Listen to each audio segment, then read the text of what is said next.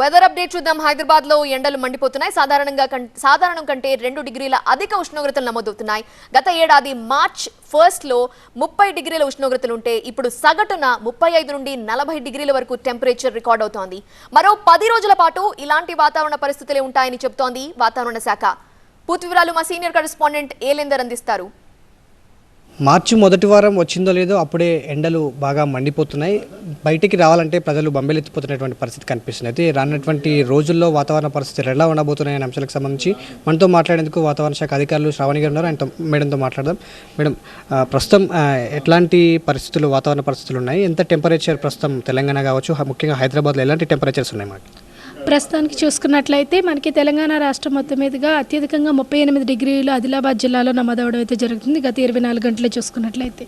అలాగే హైదరాబాద్ మరియు పరిసర ప్రాంతాల్లో చూసుకున్నట్లయితే మనకి దాదాపుగా 36 డిగ్రీలు ఉష్ణోగ్రత పగటిపూట ఉష్ణోగ్రతలు నమోదవుతూ ఉన్నాయి. సరాసరి మొత్తం తెలంగాణ రాష్ట్రం మొత్తమే చూసుకుంటే 35 నుంచి 38 డిగ్రీల సగటున నమోదవుతున్నాయి.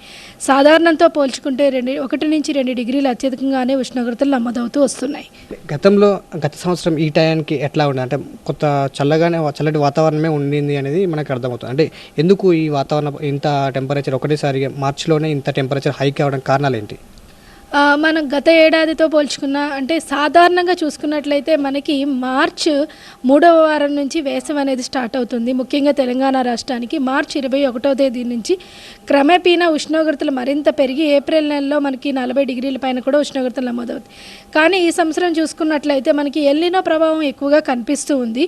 ఈ ఎల్నినో యొక్క ప్రభావం వల్ల మనకి వింటర్లోని దాదాపుగా ఫిబ్రవరి నెల నుంచే క్రమేపీనా ఉష్ణోగ్రతలు పెరుగుతూ సాధారణ ఉష్ణోగ్రతల కంటే 1-2 డిగ్రీలు అత్యధికంగా నమోదవుతూ మార్చి మొదటి వారంలోనే కొంచెం వేసవి ఉష్ణోగ్రతలు నమోదవుతూ వస్తున్నాయి అన్నమాట.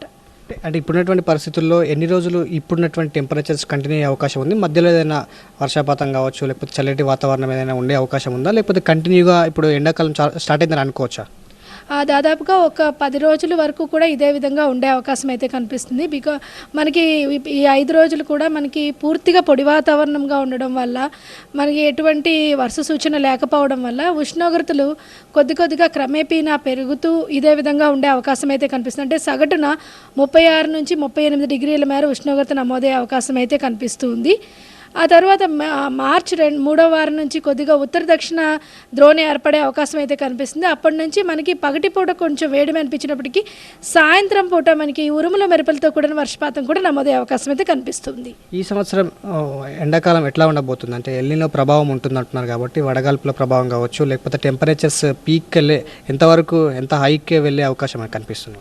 దాదాపుగా మార్చి చివరాఖరు నుంచి ఎల్నినో సాధారణ స్థితి అంటే న్యూట్రల్ స్థాయికి వచ్చే అవకాశం అయితే కనిపిస్తుంది. మొత్తంగా రానున్నటువంటి రోజుల్లో వేసవి మరింత ప్రతాపం చూపే అవకాశం అయితే కనిపిస్తుంది. సో ఇప్పుడున్నటువంటి సిచ్యువేషన్లో సాధారణం కంటే 1-2 డిగ్రీలు అత్యధికంగా ఉష్ణోగ్రతలు నమోదవుతున్న మార్చి ఎండింగ్ నుంచి ఏప్రిల్ మేకి పూర్తి స్థాయిలో 40 కంటే ఎక్కువ అధిక ఉష్ణోగ్రతలు నమోదయ్యే ఛాన్స్ ఉంది. కాబట్టి బయటికి వెళ్ళాలనుకుంటే జాగ్రత్తలు పాటించాలి.